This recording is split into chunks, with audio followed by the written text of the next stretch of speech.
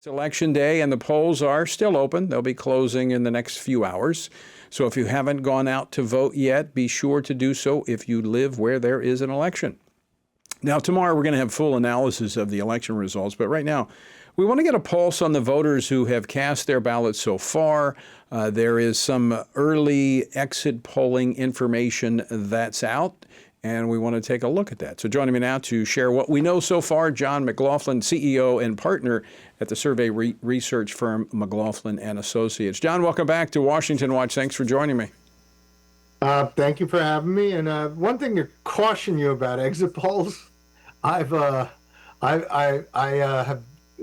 of times the media, like I could go back to 2016 election night. I was like telling President Trump, ignore the polls. I was telling Steve Bannon and others in the Trump campaign count, because we had our internal polls and the exit polls came out. Remember, there was a 71% chance of a Hillary lock. And the exit polls came out and I said, you just got to ignore them. They're bad. And count votes. When we counted the votes, the president won an electoral victory. And certainly, it's like a year ago. I spent the weekend before the election discounting the Des Moines Register poll that had us lose in Iowa by 3%, and we ended up winning by 13. So fortunately, we have our own polls that we pay attention to.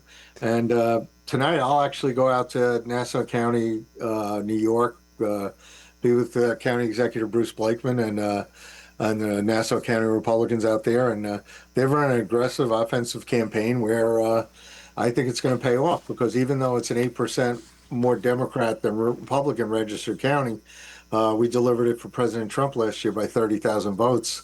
And we run on issues like opposing cashless bail and opposing higher taxes. And I can tell you, Zora Mondami in Nassau County, New York, right next to Queens and Brooklyn, has a 69% unfavorable rating. Right. And Governor Hochul's got a 61% disapproval rating. They've been in all our mail and most of our ads. So when you look at what's going on in New Jersey and the exit polls, right now they're saying, the media is saying in New Jersey and Virginia, they're saying that most of the voters disapprove of President Trump. Well, you've got polls over the weekend that we released a poll on Friday, and it's on our website, McLaughlinOnline.com, that's modeled after the actual turnout. We have President Trump nationwide with a 51 job approval, 46 disapprove, and Republicans winning the Congress by 2 points. And we were pretty accurate with that methodology, all in 23 in the primaries and in 24. And now you got, geez, it was unbelievable over the weekend. The Washington Post puts out a poll over 2,000 adults, not registered voters, not likely voters. And they only have 34% Trump voters, and they weighted it down to 30%. And we got 50% last November in the election. So there's a 20-point bias that they're trying to run the president's disapproval down. And you had the same thing from NBC News. NBC was registered voters, and it was done by a Republican and Democrat firm. Neither one worked for President Trump, that's for sure. And they only had 41% Trump voters, again, which is 9 points short of what we got in the election. So what today is about is, did Trump voters come back out, which we target, like I said to you, the one place where I was actively working among a few others in the suburbs of New York was Nassau County. And we targeted Trump voters who didn't vote in 21 and 23 and wanted to Let's talk a little bit about how this is going to set the stage for the midterm election. I mean, that's what everybody's looking at, a bellwether. Now, if the Republicans somehow pull off these victories, it's going to be dismissed by the media. They won't pay much attention to it. But if Mondami and others, prevail, well, that's going to be, a harbinger of things to come. I mean, the media is so in promoting the leftist agenda in this country. I mean, you can't take anything you see in the media for real. No, and that's what I was pointing out, where I was telling you, these polls, over the weekend, you're getting the fake polls again that are trying to run down the president's approval rating, trying to blame the Republicans for the shutdown. I mean, most people outside the Beltway don't care about the shutdown. What we do care about is the military's not getting paid.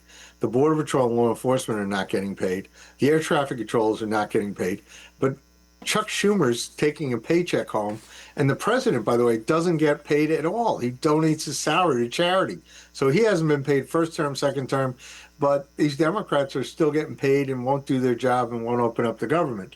But the media carries their water, and they not only run fake news, but they run fake polls, and it's all about depressing Republican turnout, depressing Trump voters from coming out, and they really want to suppress us.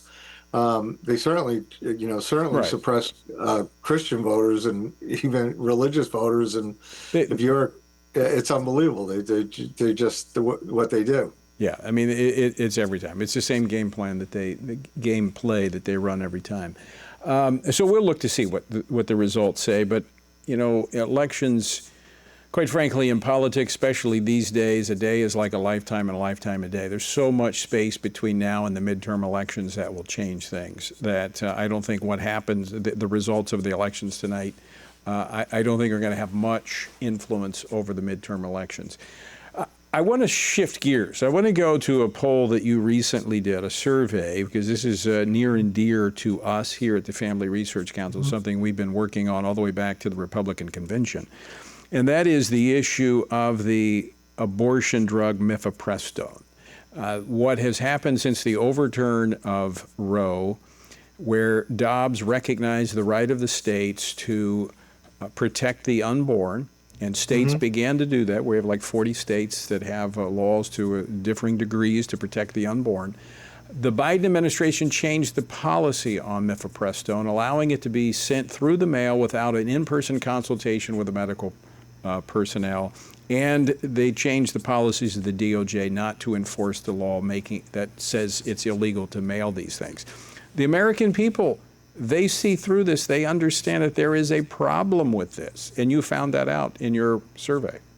Right. Well, they want it to be regulated, and even though you have a lot of, I mean, the American people want this. I mean, the irony for that poll was 59% actually had because it's their brand name. Planned Parenthood had some sort of favorable rating, but we didn't go into what they do.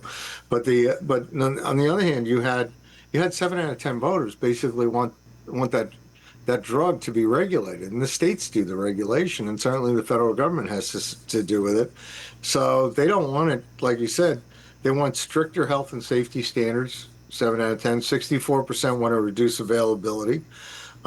So you have the majority of Americans taking a reasonable look at this, where they don't agree with what Joe Biden did and what certainly Planned Parenthood once done, and so as far as the average person in America, they take a much more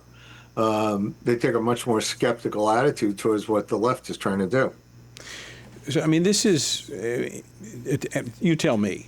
You're a pollster. You check these things. I mean, these numbers would suggest that this isn't even close in today's world, where everything's so narrowly divided in our country. This looks pretty strong that people want this regulated. Yes, absolutely.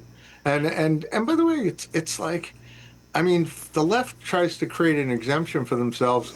It's similar to, they don't want minor teenage children to have to get parental approval for abortions. I mean, they fight parental consent. They fight parental information. It's, you're seeing it with their transgender policies, where if your high school child is in school and tells a counselor that, in a lot of states, tells a counselor that they think they're transgender, they don't notify the parents. And then all of a sudden they start counseling the kid, and they're, And that's almost an 80% issue with Americans. Oh, yeah. Yeah, last year in the Trump campaign, that one ad that we had against Kamala Harris about her paying for transgender operations for prisoners, that we had to run with her own video, her own voice and her own video in that. We had to run that so people would believe it, so they wouldn't believe the fake media. And but that was the ad we ran the most in the campaign. And So that said, John, when you look at this data, I mean, again, it's overwhelming in today's society that the Trump administration has yet to reverse those policies of the Biden administration. Why would the Trump administration not go back to the pre-existing policies that require oversight? I mean, it seems like a no-brainer. I, I'm not in the government. I certainly, uh, the president and his team have taken on a lot of issues within a matter of a few months. That this is probably on the agenda, but I mean, they've done so much that sometimes the amount of accomplishment and the lack of and the amount of issues that they've taken on and the lack of like a concentrated focus has probably hurt them to some extent in that people are missing everything that they're doing. Yeah. Have So you shared Have you shared this information with them? oh, it's public, so they have it. It's Okay. like I haven't personally spoken to the president about it. So Yeah, I mean, this is like I said, it's pretty strong stuff. It shows that even those who align with the other side on this issue recognize that this is a dangerous drug and needs to be regulated. right, and I'm sure. I'm sure the health issues take a little longer to percolate in Washington. I mean, the tax cuts were hard enough to get passed, but this one, you're going to get more resistance inside the Beltway, and certainly there's plenty of pro-life, pro-family people in the Trump administration that have seen this, and we'll see what they can do as far as to affect policy, as far as what's going on from Washington. All right, well, John, it's very insightful, and I appreciate you joining us to share it with us. Well, Tony, thank you very much. Thank you for the opportunity, and keep up the good coverage. And if more people watch you and don't pay attention to the mainstream press, that's good. So It is. They'll get the truth. yes. All right, John, have a great evening.